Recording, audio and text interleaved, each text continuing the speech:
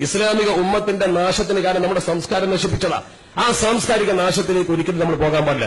എല്ലാറ്റിലും നമുക്കൊരു അച്ചടക്കം വേണം. എല്ലാറ്റിലും വേണം ഞാൻ പറയുന്നത്. എല്ലാവരും തന്നെ നമ്മുടെ പൊതുവേദികളിലുമൊക്കെ ഇവിടെ തന്നെ ഞാൻ അവിടെ നിൽക്കാറുണ്ട്. എന്റെ വനിതാ പ്രതിനിധിയാണ് നിന്നോണ്ടാ അവരും ഒരു മാന്യത പാലിക്കുക. അതാണ് ഞാൻ പറയുന്നത്.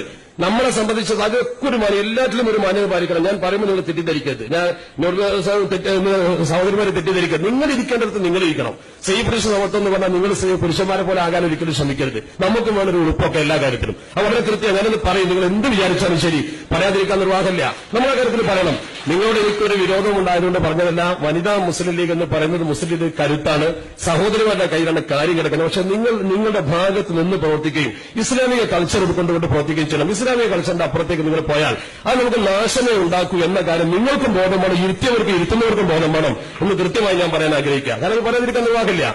നമ്മളെ സംബന്ധിച്ചിടത്തോളം നമുക്കൊരു കൾച്ചറുണ്ട്. നമ്മുടെ സമൂഹത്തിൽ ഈ വിവാദങ്ങളും പ്രശ്നങ്ങളും ഒക്കെ ഉണ്ടാകുന്നത് നമ്മുടെ സമുദായത്തിന്റെ ചില പ്രവർത്തനങ്ങളെ മറ്റുള്ളവർ വിമർശിക്കാൻ അവസരം നമ്മൾ ഉണ്ടായി കൊടുക്കുന്നുണ്ടാ. എന്റെ സഹോദരിമാർ ആരെങ്കിലും വിഷമിക്കരുത്. കാരണം ഞാൻ സ്വാഭാവികമായും അത് പറയേണ്ടത് പറയാതിരിക്കാൻ നിർവാഹമില്ലാത്തത് കൊണ്ടാണ്. നമുക്കൊരു കൾച്ചറുണ്ട്, അതിന്റെ അടുത്ത് നിന്നാൽ മതി. അതേസമയത്ത് അവരെ പരിഗണിക്കേണ്ടതിന് ഉത്തമമായ പരിഗണന അവർക്ക് കൊടുക്കുകയും അവരെ ശരിക്കും മാനിക്കുകയും ചെയ്യണമെന്ന കാര്യത്തിൽ ഒരു തർക്കവും നമുക്കില്ല. അള്ളാഹു നല്ല നിലയിൽ കാര്യങ്ങളൊക്കെ ചെയ്യാനും മാതൃകാപരമായി മുന്നോട്ട് പോകാനും നമുക്ക് തൗഫീഖ് നൽകുമാറാവട്ടെ.